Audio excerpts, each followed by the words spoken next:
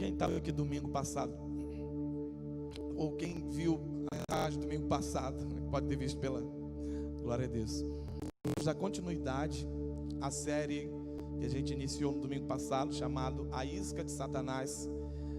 E eu creio que Deus tem algo poderoso e profundo para falar ao seu coração. Vou chamar aqui minha esposa, ela que vai dar início a essa mensagem.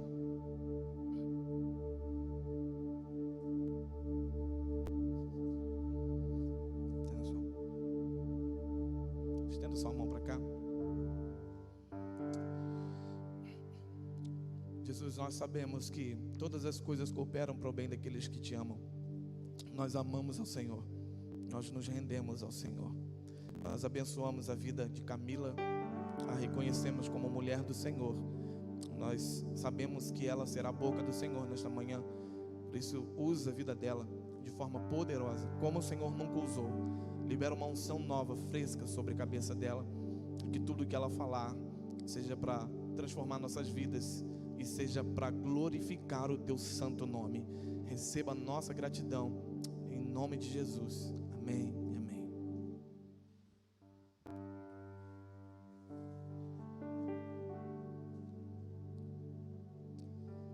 Senhor, é com tremor e tremor que eu venho ao seu altar, ó Pai, te clamar, ó Deus, que eu diminua, Senhor, e o Senhor cresça, Pai. Que seja a sua voz, ó Deus, através da minha vida, Pai. Senhor, limpe as minhas mãos, purifica, Senhor, o meu coração. O meu único desejo é queimar pelo Senhor, Pai. Em nome de Jesus. Amém. Bom dia, irmãos. Não é uma tarefa fácil estar aqui. Relutei algumas vezes com o meu querido esposo, porque não sou, pregadora, mas desde o início que nós estamos estudando sobre a ofensa, sobre a isca de Satanás, nós temos compartilhado um com o outro, aprendido um com o outro, e o que eu peço ao Senhor é que Ele use a minha vida para poder falar através de mim aos irmãos. Amém? Vamos lembrar um pouquinho o que o pastor falou semana passada, para aqueles irmãos também que não estavam aqui e para os que estavam, Semana passada o pastor falou que os discípulos pediram para aumentar a fé deles, não porque eles não criam nos milagres do Senhor, não porque eles não acreditavam nas maravilhas que o Senhor poderia fazer ou faria naquele tempo, mas sim porque o Senhor falou para eles que eles deveriam perdoar aqueles que o ofendessem. E eles com certeza sabiam que às vezes poderiam ser incapazes. Então eles pediram: Senhor, aumenta a nossa fé para que nós possamos fazer o que o Senhor nos ensina. O pastor falou que a ofensa é uma armadilha para aprisionar qualquer pessoa. Qualquer um de nós estamos suscetíveis a ser aprisionado por essa armadilha, porque qualquer um de nós poderia ser ofendido ou até mesmo ofender. A ofensa em si não é mortal, mas nossa reação a ela determina o nosso futuro. Às vezes nós somos ofendidos e a forma que nós recebemos isso, ou até mesmo às vezes nem somos, mas achamos que fomos ofendidos, e a forma que recebemos é que vai determinar o que vai acontecer conosco futuramente. Vimos que o orgulho endurece o coração, impede de lidar com a verdade, faz a pessoa vitimizar-se e mascarar a verdade, a verdadeira condição do seu coração. E o pastor falou por último sobre o que Deus deseja e disse à igreja de Laodiceia: põe colírio nos olhos para enxergar e se arrepender. Hoje eu vou falar um pouquinho sobre uma artimanha que o inimigo tem para utilizar a ofensa e para fazer com que a gente não consiga entender o que realmente tem passado no nosso coração, que é o orgulho. Às vezes nós somos ofendidos e somos orgulhosos porque começamos a mudar o nosso comportamento por conta dessa ofensa, e nós temos que entender que a ofensa é uma ferida aberta dentro de nós. E se nós não tratarmos essa ferida, ela vai continuar crescendo e ficando pior e ficando difícil de lidar, mas muitas das vezes nós achamos que isso não é conosco. E tem uma outra questão também, que quando nós achamos que somos ofendidos, mas na verdade não somos ofendidos. Uma forma usada pelo inimigo de manter a pessoa cativa é encobrir a ofensa com o orgulho. O orgulho nos impede de ver a nossa real condição. O orgulho nos impede de lidar com a verdade. Ele distorce a nossa visão. Você nunca muda quando pensa que está tudo bem. Ele nos impede de viver a mudança de coração, que é o arrependimento. Às vezes, irmãos, nós somos ofendidos por alguém de uma forma direta, mas muitas das vezes nós não somos ofendidos, só que interpretamos de forma errada o que um irmão fala com a gente, o que o pastor fala com a gente. Semana passada nós ouvimos sobre a questão das expectativas, e essa impressão de achar que o irmão está errado e eu estou certo, mas eu estou certo, eu não vou mudar não. Se ele quiser, ele vem aqui falar comigo. Eu sou muito orgulhoso, eu sou orgulhoso o suficiente para não ir lá e não falar com meu irmão. Ou, nossa, o pastor falou uma coisa que me ofendeu assim, extremamente. Mas será que o pastor... Não, ele falou para mim, eu tenho certeza que ele falou para mim. E às vezes nem foi para você, né? E a gente tem que entender isso também, ou até com o irmão mesmo. A gente está conversando, uma conversa, né, aleatória, uma coisa... Aí de repente solta uma coisa num jogo de futebol, aí o irmão vai lá e fala uma coisa naquele calor do momento para outro irmão.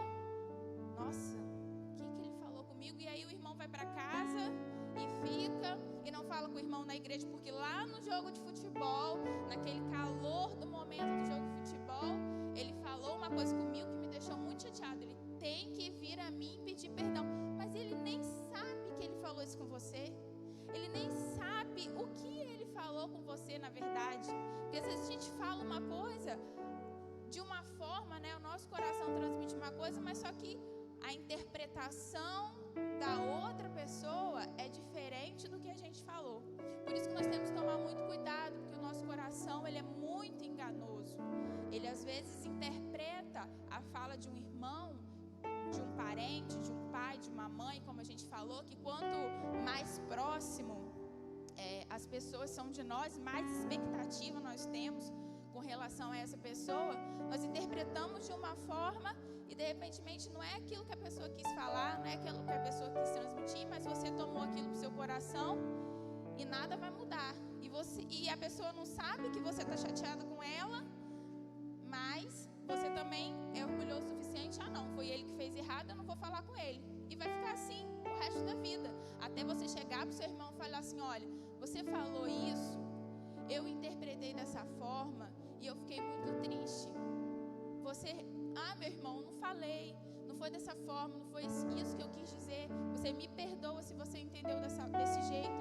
E aí sim, todas as coisas são esclarecidas. Mas a gente tem muita dificuldade para chegar perto do irmão e perguntar.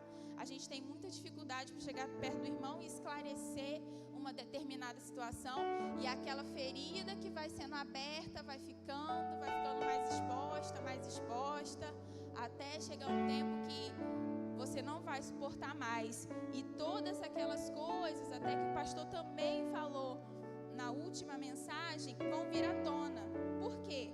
A ofensa, elas são recebidas e as feridas são abertas por aquelas pessoas mais próximas. A expectativa com desconhecidos e com os amigos, com os pais, com os pastores, elas têm uma escala, como o pastor mesmo falou semana passada. Temos vivido um tempo de um amor superficial e egoísta, onde as pessoas se decepcionam com facilidade quando as suas expectativas não são atendidas. A base de todo estado emocional é a expectativa. Às vezes nós temos um emocional abalado porque alguma coisa lá no passado aconteceu com a gente, nós fomos ofendidos lá atrás, mas a gente vem carregando isso, carregando esse peso, essa ferida aberta no nosso coração. E aí por onde você passa, você vai ouvir e vai olhar para a pessoa e pensar: olha, ela está me perseguindo. Olha, pastor, sou muito perseguida. As pessoas me julgam demais. As pessoas olham para mim e não tem ninguém olhando para você, mas você está achando que as pessoas estão olhando para você, estão te julgando por uma coisa que você fez lá e que seu passado já foi apagado, que o Senhor já tirou isso, esse fardo das suas costas, que o Senhor já tirou isso do seu coração, mas você ainda quer carregar isso, você ainda quer levar para o seu futuro, você quer ainda mostrar para as pessoas que você é um coitado, que é julgado e que é condenado pelos olhares, sendo que às vezes ninguém está te condenando, ninguém está te julgando, mas você fica preso no seu passado e acaba interpretando de forma errada o que as pessoas realmente pensam de você. Qual o problema em viver ofendido? Que o pastor falou semana passada, a gente cria um muro, uma fortaleza em volta de nós. E é o que Provérbios 18:19 fala: um irmão ofendido é mais difícil de conquistar do que uma cidade forte. A gente fica ofendido, fala: eu não vou falar com esse irmão, eu não quero nem saber. Ah, não vou ali não, porque, entendeu? Vai estar lá e essas conversinhas fiadas, não estou afim. As cidades fortes, elas tinham muros ao seu redor, e os muros geravam cerca de segurança, mantinha do lado de fora. Todos apresentavam algum tipo de suspeitas. Os visitantes passavam por uma sondagem. Todo mundo que quer chegar perto da gente quando a gente é ofendido, a gente tem essa dificuldade de contato. Ah, será? Será? Não sei se essa pessoa é confiável. Não sei. Eu tive uma história aí com uma pessoa que era bem parecida, tinha as mesmas características dessa pessoa. Não sei não, pastor. É exatamente o que acontece quando somos feridos. Construímos muros para a proteção do nosso coração, de futuros ataques e novas feridas. Passamos a ser seletivos, negando a entrada de pessoas que podem nos ferir e que não atendem às nossas expectativas. Irmãos, nós somos falhos, nós somos humanos, nós somos pecadores. Nós pedimos ao Senhor todos os dias que Ele transforme a nossa vida, que Ele limpe o nosso coração, que Ele fale através dos irmãos, através do pastor, através de nós, através da sua palavra, para que nós possamos aprender a cada dia mais, mas nós somos falhos. As expectativas que nós criamos com outras pessoas vão trazer muitas frustrações para a gente, porque nós nos conhecemos. Se eu sei que eu sou falha, sou pecadora, eu vou pedir mais do meu irmão do que eu sei que ele talvez possa me dar. Talvez a dificuldade que eu tenho, ele também tem, mas eu nem sei, porque eu nunca cheguei para perguntar a ele. Então nós temos que ter esse cuidado de não criar expectativas, porque todos nós somos falhos. Nós às vezes vamos errar, nós vamos falhar, mas estamos aqui para pedir perdão, para conversar, para se entender, para perdoar, para saber o que o irmão está precisando. Mas isso é um constante aprendizado, é um constante ensinamento. Cristãos ofendidos direcionam seu foco para dentro e se tornam introspectivos. Sua energia é consumida na tentativa de se proteger. E aí você começa a não querer participar de nada, você começa a não querer se envolver com nada, porque você se ofende com muita facilidade, você tem dificuldade de se relacionar, você tem dificuldade de se abrir, e aí isso vai virando uma bola de neve dentro do seu coração. Quando você se ofende, né, e quando você pega a ofensa para você, você também cria filtros de interpretação. Embora o filtro tenha sido criado para proteção, ele logo passa a ser uma fonte de tormento e distorção, porque filtramos através das nossas mágoas, rejeições, experiências passadas. É o que eu falei anteriormente. Às vezes você sofreu uma situação lá atrás e aí você tem essa expectativa para hoje da mesma forma. Isso acontece muito quando a gente tem relacionamento, né, sentimental, quando envolve muito sentimento. Às vezes você tem um relacionamento e você se frustra naquele relacionamento e você acha que nenhum relacionamento mais vai dar certo. Porque, vamos colocar assim, eu como menina, né, como mulher, todos os homens são iguais. iguais. Nenhum homem vai fazer, nenhum homem vai ser diferente, todo homem é igual. Realmente, né?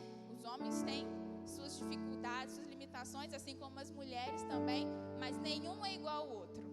Nenhum vai ser, principalmente para jovens que ainda não têm relacionamento, né? Nenhum homem é igual ao outro. E um dia você vai encontrar um que vai suprir as suas necessidades, que vai te abençoar, que vai transformar a sua vida, que vai crescer junto com você. Filtro de interpretação nada mais é do que o artifício de uma comparação com o passado, da crítica e do olhar pessimista. É como colocar uma lupa de aumento sobre a expectativa não atendida. A pessoa passa a viver um nível de fantasia irracional chamado exigência. Depois que você passa por isso, a sua exigência fica muito maior. Se você passou por uma situação, hoje eu quero namorar um alto, louro, olhos azuis, fala inglês, francês, português, tem um trabalho que ganha mais de 5 mil reais, senão não caso.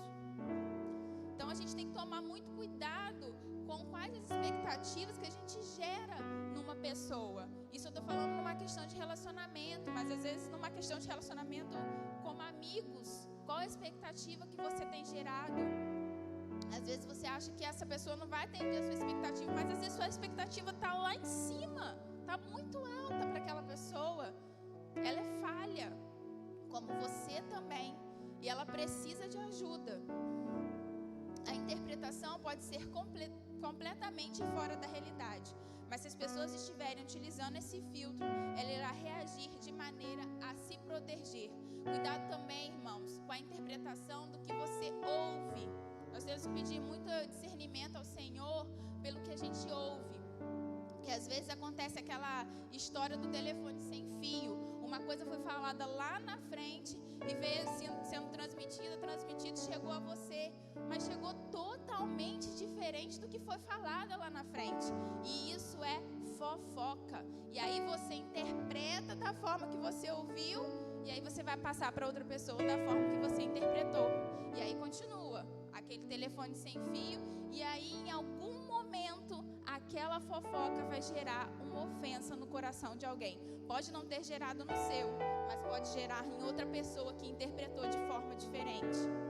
Com foco na vida da vida pessoal, passa a ser a autopreservação. Algumas pessoas desejam estar protegidas e seguras a qualquer preço.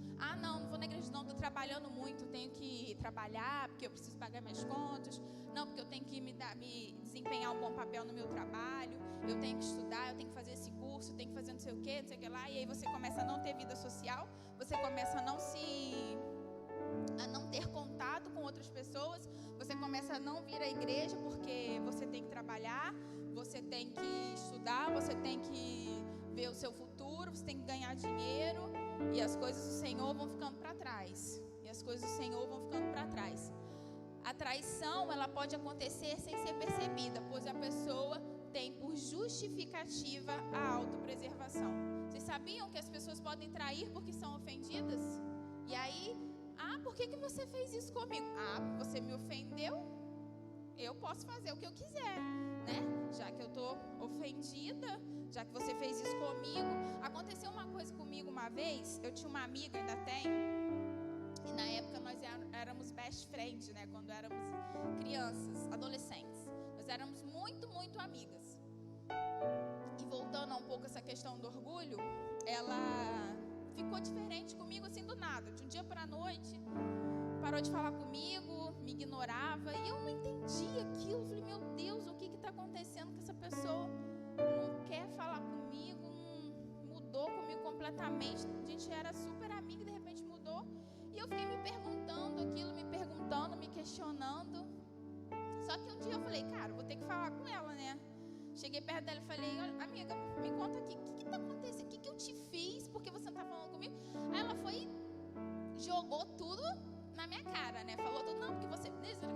E eu não tinha percebido o que eu tinha feito. Eu não tinha percebido.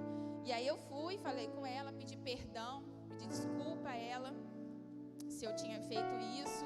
Eu não tinha visto dessa forma, mas eu queria pedir perdão a ela. Desse dia pra cá, que aconteceu essa situação, e eu acho que talvez até tenha precisado acontecer, a nossa amizade, ela mudou de uma maneira que ao invés de ficar pior, ela ficou melhor. Porque eu entendi qual era a visão que ela tinha e o que deixava ela chateada, e eu pedi perdão a ela.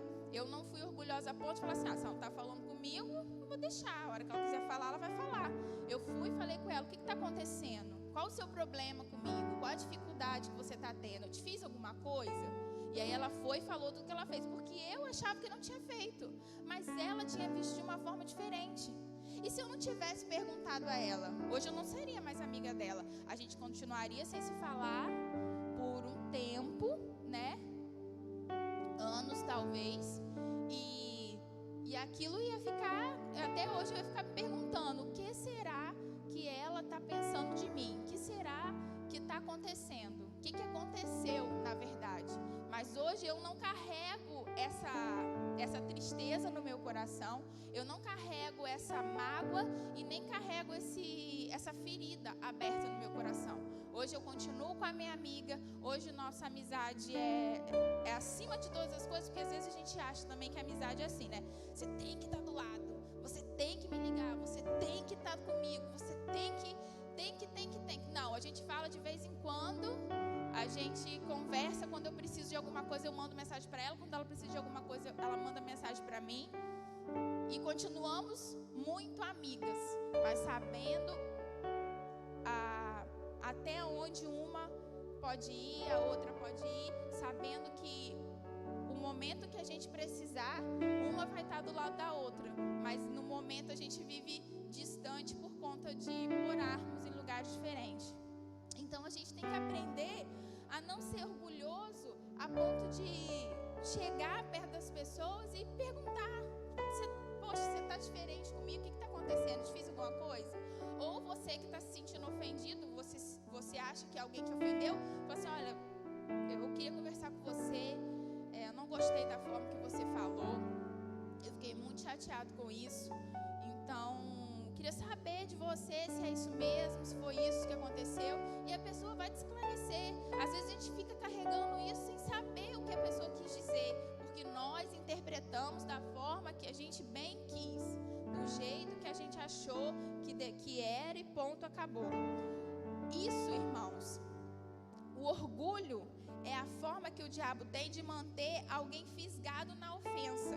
A pessoa, ela fica com um anzol enorme e sai dizendo que é apenas um piercing. Então, o que o orgulho traz pra gente? O orgulho mascara a verdade, a verdadeira condição do coração. O orgulho nos impede de lidar com a verdade. O orgulho nos impede de admitir a nossa real condição. O orgulho distorce a nossa visão. Nunca mudaremos enquanto pensarmos que tudo está bem. O orgulho endurece o nosso coração. O orgulho faz com que nós enxerguemos apenas como vítima. Se você entende que você tem um orgulho no coração, se você entende que você foi ofendido por alguém sem essa pessoa mesmo saber que te ofendeu, que ela falou de alguma forma que você não gostou, mas ela mesmo não sabe que falou, procure essa pessoa, fale para ela o que você sentiu, mostre para ela qual foi o seu sentimento, para que ela, se ela estiver errada, te peça perdão, para que ela entenda que você não gostou de determinada situação. Porque, como eu volto a dizer, irmãos, nós somos falhos. Às vezes nós falamos de forma equivocada, ou às vezes falamos da forma que a gente acha que deve falar, mas o irmão não está na mesma disposição para receber o que a gente fala. Por isso a gente tem que tomar muito cuidado com isso e não sair falando mal, porque às vezes a gente toma isso pra gente, aí chega lá, olha, fulano falou um negócio pra mim que eu não gostei, foi muito ruim, fiquei muito ofendido, mas você não vai falar com ele nada. A hora que ele quiser, ele vem falar comigo, me pedir perdão. Quem que tá com orgulho aí, você ou ele? Então, irmãos, muito cuidado com o que a gente ouve, da forma que a gente ouve, cuidado também da forma que a gente fala, cuidado da forma que você fala, porque o irmão pode se ofender do jeito que você falou e você nem vai saber disso às vezes, ele vai carregar isso no coração, e essa decisão é nossa. A decisão é de cada um, carregar essa ferida no coração ou não, e levar essa tristeza para o nosso coração ou não. O que Deus vai fazer na sua vida não depende de mim, não depende do pastor, não depende do irmão. O que Deus vai fazer na sua vida depende de você. Você que vai trazer o que Deus tem para a sua vida. Às vezes você está precisando destravar algumas fases aí, mas tem coisas retidas dentro do seu coração. Como o pastor falou da questão do mar morto que não libera. Às vezes você não libera, ou essa fase não é liberada na sua vida, porque você está com orgulho ferido, mas você não consegue chegar perto do irmão e falar com ele: olha, eu não gostei disso, não gostei da forma que você falou, não sei se foi isso que você quis dizer, mas eu queria te dizer que eu não gostei. E ele vai te explicar, e ele vai conversar com você, eu tenho certeza. Aí, a não ser que ele seja muito orgulhoso também, né? Mas aí é ele com Deus. Nós temos que aprender que nós temos que tratar as nossas feridas com o Senhor. É Ele que cuida de nós, é Ele que traz as boas novas para nós. E tudo que Ele tem para nós, o que nós vamos receber, depende de nós mesmos, não depende dos outros irmãos, não depende das outras pessoas. E aí nós vamos entender isso um pouco mais agora que o pastor vai continuar a falar. Queridos, existem duas categorias de pessoas ofendidas. Dalila, duas categorias de pessoas ofendidas. Aquelas que realmente foram ofendidas e aquelas que pensam que foram ofendidas, mas não foram ofendidas. Então preste atenção. Quando a gente vai falar a respeito desses filtros, que Camila falou aqui muito bem, se a gente tem um filtro ruim, a gente não tem a visão correta da situação que nós vamos enfrentar. Eu posso dar um exemplo como se fosse o para-brisas de um carro. Quem dirige sabe que se o para-brisas do carro ele não estiver limpo, ele não estiver alinhado. Por exemplo, eu uma vez dirigi numa tempestade e como chama aquilo? Limpador parou. Irmão, é desesperador. O limpador parou e aquele monte de água vindo, eu não conseguia enxergar aonde estava o meu limite na pista. Então, se eu tiver um filtro ruim, se aquilo que está na frente da minha visão me impede de ver corretamente a situação que está à minha frente, ou se é o retrovisor que me impede de ver corretamente o que está atrás, a minha vida continua travada. Por isso existem duas categorias de pessoas: aquelas que foram realmente ofendidas, que a gente não pode dizer que não realmente foram ofendidas. Mas existe uma outra categoria, é daquelas pessoas que pensam que foram ofendidas, mas na verdade não foram. Elas pensam que foram tratadas injustamente, elas tiram uma conclusão imprecisa da realidade. Por quê? Porque talvez a informação que chegou para ela foi uma informação imprecisa, foi uma informação que veio, como nós ouvimos aqui, como telefone sem fio, como a fofoca. Você sabia que existe uma coisa que Deus abomina? Veja comigo, para ser a palavra falar com você mais uma vez. Provérbios de número 6, a partir do versículo 16, nós vamos ver que existem 6 coisas que Deus odeia, e a 7ª a alma dele abomina. Provérbios 6, 16 diz assim: há 6 coisas que o Senhor odeia ou detesta, sim, e a 7ª ele abomina: olhos altivos, 1, língua mentirosa, 2, mãos que derramam sangue inocente, 3, coração que maquina contra projetos iníquos, 4, pés que se apressam para correr para o mal, 5, testemunha falsa que profere mentiras. Essas 6 Deus detesta, e a 7ª Deus abomina. Qual é? Leiam juntos aqui, irmãos. Vamos ler mais alto, por favor.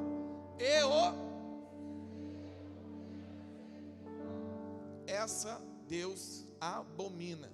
Semear contendas é uma abominação e precisa ser tratado como tal, precisa ser tratado como veneno, erva daninha, que destrói relacionamentos, que destrói ministérios, que destrói igreja. Se você recebe uma informação imprecisa de alguém a respeito de uma terceira pessoa, vá até ela. Se você precisa desabafar, antes de falar direto com a pessoa, procure o seu pastor, mas não procure um outro irmão, porque se você procura um outro irmão para falar de alguém, você depois pode consertar com essa pessoa, e aquele outro irmão não saber, e aquele outro irmão passar a odiar aquela pessoa, porque você falou dela para ele, e esse irmão pode falar para outras centenas, dezenas de pessoas, que podem passar a odiar aquele irmão, por causa de uma palavra semeada, que trouxe contenda, e aí está um rastro de maldição. Então essa categoria de pessoas, ela recebe contaminação e ela reage a isso de forma terrível.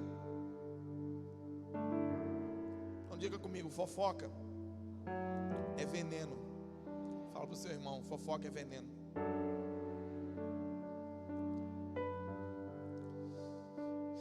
Diz assim, o meu ouvido não é lata de lixo. O meu coração não é depósito de entulho. Amém, irmãos? Seu ouvido não é lata de lixo. Não deixa depositar em lixo. Não deixa o seu coração se encher de entulho. Em nome de Jesus. Mas existem também essas pessoas que elas não recebem informação, mas elas passam por uma situação e elas discernem incorretamente. Porque o discernimento está enraizado no amor de Deus. Discernimento de espíritos está enraizado no amor de Deus. O filtro de Deus sempre vai ser o amor. Então, para eu discernir uma situação, para eu discernir a respeito de um irmão, eu tenho que saber o quanto eu estou disposto a amá-lo e a me entregar por ele. Dá um exemplo, pastor. Jesus chamou os fariseus de víboras. Ele podia chamá-los assim? Sim ou não? Sim. Sabe por quê? Porque ele morreu por eles.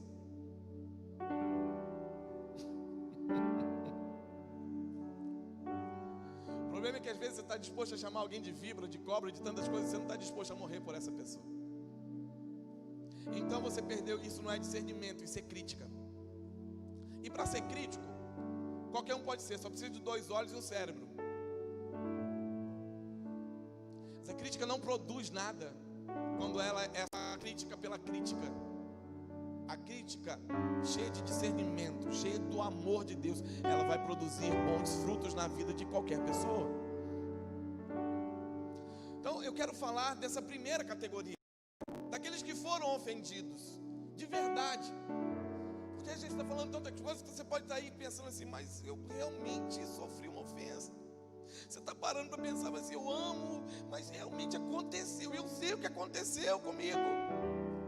Foi verdade, foi real, não foi coisa da minha cabeça, não foi informação, eu fui de fato ofendido. Vamos falar dessa categoria dos que foram de fato maltratados e ofendidos. Será que esses têm o direito de ficar ofendidos? Então você tem o direito de permanecer ofendido. Quem vai nos dar um filtro a respeito disso e uma direção é a palavra de Deus a partir da vida de um homem chamado José. De Gênesis capítulo 37 até Gênesis capítulo 48, nós vemos a história de José, um dos filhos de Jacó. E todos nós sabemos que José, ele era o filho preferido entre os seus irmãos. Jacó deu uma capa colorida para José, para destacá-lo. Então José, onde passava, ele era diferente de todos os seus irmãos. Os seus outros irmãos já não gostavam de José, porque ele tinha uma capa diferente que o pai deu para honrá-lo como filho predileto. Daí José vai e tem um sonho. sabe aquela coisa, quando você tem um bom sonho, você quer contar para alguém? A questão é que nem todas as pessoas estão dispostas a sonhar com você. Então você nem sempre pode sair contando seus sonhos para todas e quaisquer pessoas, porque tem muita gente que está olhando a sua túnica colorida, irmão.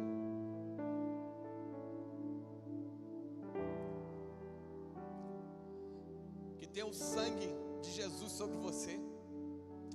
Então cuidado, que muita gente está querendo realmente matar os seus sonhos. E José tem um sonho, vai contar para os seus irmãos, e os seus irmãos já não gostavam dele, passam a odiá-lo e passam a querer traí-lo. José tem um outro sonho, que não sonha só com seus irmãos, mas seu pai e sua mãe, todos se dobram diante dele, ele conta esse sonho. Um dia José vai atrás dos seus irmãos, amando do seu pai, e pelos seus irmãos se sentirem tão ofendidos com ele, eles olham para José e dizem: lá vem um sonhador, vamos pegá-lo. E eles intentaram matá-lo, mas alguém disse: não vamos matá-lo, vamos fazer pior, vamos jogá-lo numa caverna. E aí Judá tem uma nova ideia: vamos vendê-lo para essa caravana de ismaelitas que está passando. E José agora sai de uma caverna seca, de um poço seco, e ele vai ser vendido como um escravo de Potifar, e pelos próximos 10 anos da sua vida ele se torna um escravo. Preste atenção, uma coisa é você nascer escravo e não saber o que é viver uma vida de herdeiro. Outra coisa é você nascer herdeiro de um pai de muitas posses e que tem uma aliança com Deus Todo-Poderoso, e agora tornar-se escravo. Se imagine no lugar de José. Você era o filho preferido, você não fez nada para ninguém, mas alguém te jogou numa cova, e depois eles venderam você como escravo. Preste atenção, pense se você fosse José. Você hoje sabe o final, mas naquele tempo José não sabia o final. Ele era um menino, vendido como escravo. E quando a pessoa ele é vendido como escravo, a partir daquele momento, se ele se casar, sua mulher vai ser escrava também. Quando seus filhos nascerem, nascerão escravos. Não há mais perspectiva, não há mais sentimento de receber alguma herança. Então sabe o que José passa a ser? José passa a ser um morto-vivo. O que os irmãos de José fizeram com ele foi pior do que tê-lo matado. Eles o condenaram a viver uma vida de morto, porque não tinha mais vontade. Ele era um escravo. E agora ele está na casa do seu senhor, e a mulher do seu senhor começa a dar em cima dele. Dia após dia, aquela mulher tenta agarrar José. Aquela mulher dia após dia se embeleza cada vez mais, se perfuma cada vez mais. Por 10 anos, aquela mulher todos os dias chama José e diz: deite comigo, deite comigo. E todos os dias José escolhe honrar o nome do Senhor. José escolhe permanecer fiel ao Senhor. Todos os dias aquela mulher o chama para pecar, mas José continua escolhendo Deus. Todos os dias.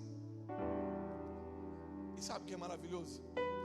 Naquele lugar não tinha culto de domingo de manhã, não tinha escola bíblica dominical, não tinha culto domingo à noite, não tinha reunião de homens, não tinha célula, não tinha nada. Mas José, por 10 anos, ele permaneceu firme aos pés do seu Deus, mesmo tudo parecendo dar errado. Gente, para e pensa, por favor. Eu estou falando para você que realmente foi ofendido, porque aquele menino realmente foi ofendido. Ele teve um sonho e agora não há perspectiva nenhuma desse sonho acontecer. Ele sonhou ser líder e agora ele era um escravo. E um determinado dia aquela mulher arma uma cilada, pega a roupa dele e o acusa de estupro, tentativa de estupro. José é lançado num calabouço. O calabouço naquele tempo, irmãos, era uma prisão. Era como se fosse cisternas subterrâneas com mais ou menos 1,5 metros de altura. E a Bíblia vai falar a respeito de José. Olha que coisa incrível. A Bíblia fala em Salmo 105:18 a respeito de José. Depois você vai ler. Você leu 17 em casa, lê todo 105. Diz assim: feriram-lhe os... Está difícil falar isso, algumas coisas. Feriram-lhe os pés com grilhões, puseram-no a ferro. Ou seja, ele está num calabouço, Rodrigo, 1,5 metro de altura. Eu não sei qual era a altura de José. Se ele fosse da altura de alguma dos nossos irmãos aqui, alguns dos nossos irmãos, talvez ele não ficaria tão incomodado. Mas eu não sei qual era a altura de José. Não falei o nome de ninguém. Então, além disso, ele ficava com os pés presos a ferro, com grilhões amarrados. Pensa bem, irmãos, 2 anos num lugar escuro, úmido, amarrado, sem direito a absolutamente nada. Ele estaria condenado para viver a vida inteira ali, apodrecendo naquele lugar. Mais uma vez, José foi condenado a algo pior do que a morte. Sabe, uma coisa que acontecia, Eduardo, eles eram bem alimentados. Sabe para quê, Verinha? Para eles não morrerem. Porque era pior os manter ali. Meu irmão, eu estou falando de alguém que realmente foi ofendido, que realmente foi maltratado. Olha, José só fez coisa boa e só colheu coisa ruim, meu Deus. José só fez o bem, José só semeava o bem, e quanto mais ele era fiel a Deus, parece que pior a vida dele ficava. Quantos lembram da quarta-feira que eu falei sobre isso aqui, e li o texto de Malaquias, falando sobre 2 grupos de pessoas. Um desses grupos, eles olhavam e diziam, anotei aqui, Malaquias, capítulo 3, versículo 14, um desses grupos dizia: vós tendes dito, inútil é servir a Deus. Olha só, que nos aproveita termos cuidado em guardar seus prefeitos, em andar de luto diante do Senhor dos Exércitos. Ora, nós reputamos por bem-aventurados os soberbos. Também os que cometem impiedade prosperam. Sim, eles tentam a Deus e escapam. José podia ter se sentido assim, mas José escolheu ser como um outro grupo. E o texto vai dizer que aqueles que temeram o Senhor, eles fizeram um pacto, um memorial, de permanecerem fiéis ao Senhor. Eles temeram ao Senhor e vão falar um com o outro a palavra do Senhor, porque meditam no seu nome. Passaram pelos mesmos testes, mas responderam a eles de maneiras diferentes. Então olhe para mim, talvez você esteja passando pelos mesmos testes de José. A questão é, como você responderá a eles? Como você responderá às ofensas que você tem recebido? Sabe, José, Igor, podia ter alimentado o pensamento assim. Vê se você já viu alguém falar assim. José podia ter pensado assim: e se eu não tivesse contado o sonho aos meus irmãos? E se os meus irmãos não fossem tão maus? Porque talvez você está vivendo essa vida do e se. E se eu não tivesse casado com esse homem? E se eu tivesse casado com aquela outra pessoa? E se a minha mãe não fosse tão difícil? E se os meus pais não fossem tão difíceis? Eu viveria diferente. Sabe, José não ficou, no tempo todo que ele ficou lá, ele não murmurou, ele não desonrou o nome do Senhor, ele não pensou em si nada, ele permaneceu fiel ao Senhor, mesmo tendo sido ofendido.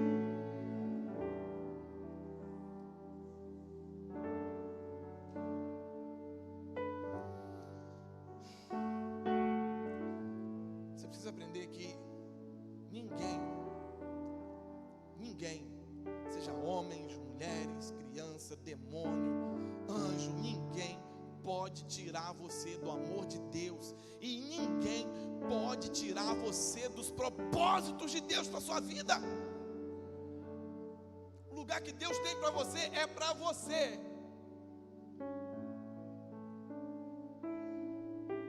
Você pode falar isso para o seu irmão, me ajudar? O lugar que Deus tem para você é só seu. Aleluia.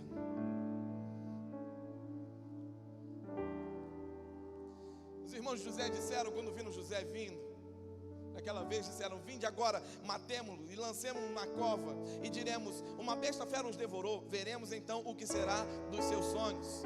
Aqueles homens acharam que poderiam matar o chamado de Deus na vida de José.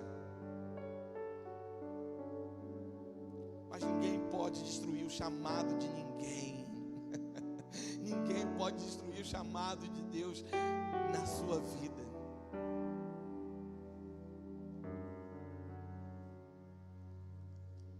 Só você mesmo. Só você. Irmão, imagina. Tem pessoas que acham que Deus não tem um plano, que Deus não tem um propósito, que Deus age de acordo com aquilo que aconteceu agora. Olha lá, Camila terminou com o pastor Vinícius, eles eram namorados, eles teriam Benjamim. Imagina que Jesus falasse isso com o pai. Pai, ela ouviu uma fofoca, alguém falou de Vinícius para ela, e ela terminou com ele, e agora o que a gente vai fazer? Será que tem alguma outra mulher solteira para a gente escolher para ele agora? Meu irmão, o céu não se movimenta assim. Sabe por quê? Porque Deus conhece o final desde o começo.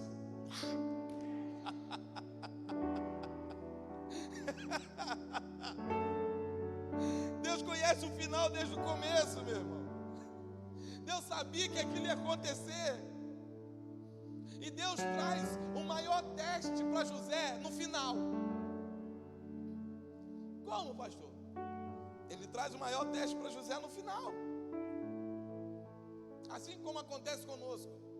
O ataque mais violento que você recebe é quando você está mais próximo de receber sua colheita. O teste mais violento, o ataque mais violento, a parada mais violenta que você vai passar, mais duro, é porque você está mais perto de receber aquilo que Deus tem separado para você. Sabe qual foi o teste? Analise.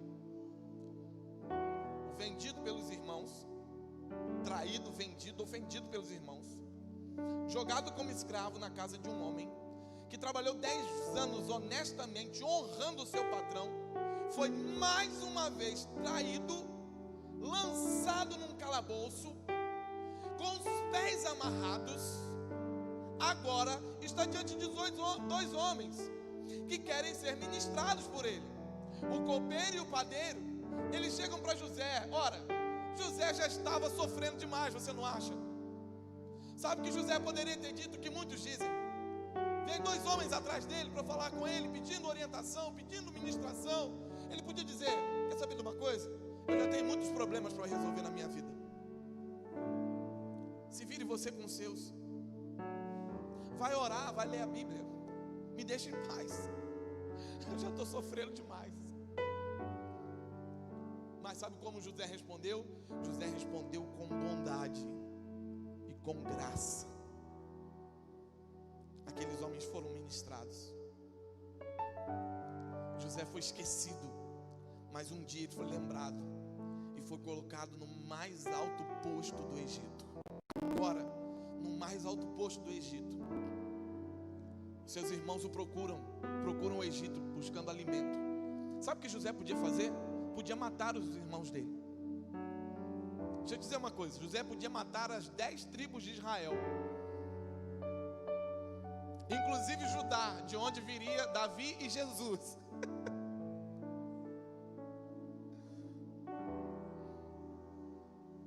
E Faraó não ligaria para isso.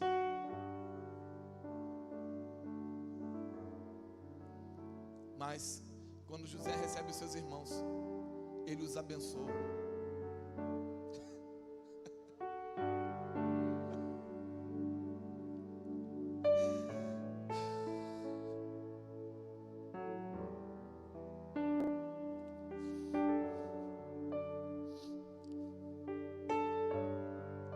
O que Deus fez com José nesses 12 anos foi desenvolver o seu caráter, para que ele soubesse como ele poderia responder quando estivesse na posição de liderança.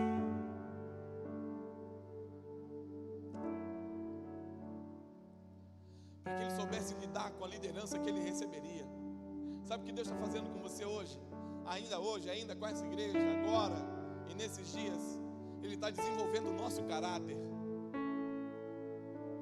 Porque se nós sonhamos coisas grandes em Deus, se nós sonhamos um destino maravilhoso em Deus, se você sonha um crescimento, se você sonha uma liderança maior, se você, não para você, não para amaciar o seu ego, mas porque há o propósito de Deus, se você entende que a igreja vai crescer, vai prosperar, vai fluir, vai amadurecer, Deus está desenvolvendo o nosso caráter agora. Deus está nos fazendo mesmo sentir-nos traídos pelos nossos irmãos, sentir-nos maltratados pelos nossos irmãos. É aqui dentro da nossa casa que a gente às vezes é ferido, a gente é machucado, mas sabe o que vai acontecer? Vai chegar um dia que lá fora alguém vai perguntar: quem é Jesus? Eu não conheço Jesus. E você vai dizer: Jesus é vivo, Jesus é real. E aquela pessoa cética vai dizer como Tomé disse. Essa é a geração que nós estamos vivendo, porque Tomé chegou e disse: eu não acredito enquanto eu não puser as mãos nas feridas, enquanto eu não puser as mãos do lado. E Jesus aparece depois para Tomé e disse: Tomé, ponha o dedo aqui na minha mão, ponha a mão aqui do meu lado e veja que é real. Sabe o que essa igreja vai se levantar? Essa igreja vai se levantar para a sociedade e vai dizer: olha aqui as nossas feridas, olha aqui o nosso lado furado. Nós fomos maltratados na casa dos nossos irmãos, mas Jesus nos ensinou a responder com graça, nos ensinou a responder abençoando, e nós estamos aqui para provar que a igreja está viva, porque o cabeça está vivo e ela corresponde às suas demandas, porque ela é ligada e totalmente atrelada ao cabeça. Ah, meu irmão, Deus está desenvolvendo o nosso caráter. E tem coisa que estava ferida que vai começar a vir para fora mais agora mesmo. Vão começar a ter mais conflitos agora mesmo. A gente não ouve palavra à toa. Deus não dá uma direção à toa. A gente não vem para cá para brincar de pregar. A gente não vem para cá para brincar de ser pastor e líder. A gente vem para cá para transmitir o que Deus quer. E quando a gente transmite isso, Deus começa a operar. Mas lembre-se, Deus tem os meios dele de tratar, que geralmente são bem diferentes do que nós estamos acostumados. Então podem acontecer para que você desenvolva o seu caráter, para que eu desenvolva o meu caráter, a começar em mim, na minha casa, na minha esposa, no meu filho. Sabe de uma coisa? Eu quero escolher continuar respondendo com graça e misericórdia, mesmo depois de ter sido traído. E acontece algo que eu vou falar para a gente encerrar. José recebe os irmãos e ele primeiro não se deixa conhecer, e ele depois não se deixa conhecer de novo, mas acontece algo extraordinário. Chega um momento que José se revela aos seus irmãos, e ele chora, e o seu choro é um grito que todo o Egito ouve. Ele se revela aos seus irmãos e ele diz uma frase no final: vive ainda o meu pai? Sabe, quando nós consertamos nossos relacionamentos entre irmãos, novamente nos é revelado a presença do Pai. O Pai chegou até José depois dele ter consertado com seus irmãos. E lá na frente os seus irmãos vão pedir perdão, vão dizer: José, não, peraí, vocês não estão entendendo. Eu entendi, eu amadureci. Foi para sobrevivência, foi para a vida que Deus permitiu que tudo isso acontecesse. Meus irmãos, vocês não estão entendendo, meus irmãos. Vocês estão querendo, eu perdoo vocês, mas olha, preste atenção, eu aprendi e eu cresci. Hoje eu estou aqui por causa de vocês. Se não fosse aquela cisterna, se não fosse ser vendido como escravo, se não fosse parar no calabouço, e aí? Eu entendi, meus irmãos. Sabe de uma coisa, meus irmãos? Por causa de vocês, o meu caráter foi desenvolvido e aperfeiçoado. Sabe de uma coisa, meus irmãos? Vocês foram até instrumentos de Deus para desenvolver e me tornar melhor. E foi para a nossa preservação que tudo isso aconteceu.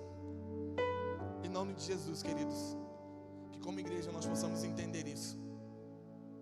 é para a nossa preservação.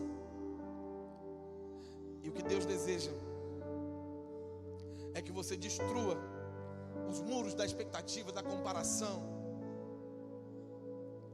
e ame com amor incondicional. Só uma pessoa pode tirar você do centro da vontade de Deus: você mesmo. Escolha hoje viver para Ele e servi-lo sempre, como dizem os embaixadores do Rei. Amém? Vamos ficar de pé e vamos orar. Eu já tenho ouvido alguns testemunhos, e Deus começou a tratar isso com muitos irmãos antes mesmo da gente começar essa série. Sabe, deixa o Espírito Santo falar ao seu coração, de pessoas, homens ou mulheres, que precisem ouvir de você. Olha, realmente aconteceu algo, mas eu estou aprendendo que o meu caráter está desenvolvendo, eu estou sendo aperfeiçoado. Eu quero te pedir perdão, eu quero liberar perdão. Eu estou te chamando para liberar perdão, irmão, para abrir o seu coração, para permitir que o Espírito te dê um novo filtro, o filtro do discernimento enraizado no amor, para que você não se sinta sempre ofendido e sempre viva como um escravo do diabo. Nós ouvimos uma frase muito terrível aqui. Camila falou: tem pessoas que estão com um anzol na boca e pensam que é um piercing. Não é um enfeite, irmão, é uma prisão. O orgulho não é um enfeite, ele é uma prisão. Que o Senhor destrua as prisões nessa manhã, nas nossas vidas, sobre nossa igreja, sobre cada um dos nossos irmãos, em nome de Jesus. Feche seus olhos, curva sua cabeça. Tenha um momento de falar sinceramente com Deus. Imagina se fosse você no lugar de José. Como você responderia? Traído por aqueles que mais deveriam amá-lo, esquecido por aqueles que ele ministrou sobre eles.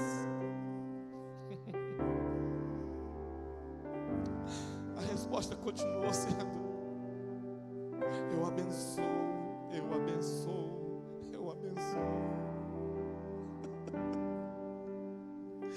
Não é do meu caráter amaldiçoar, eu abençoo.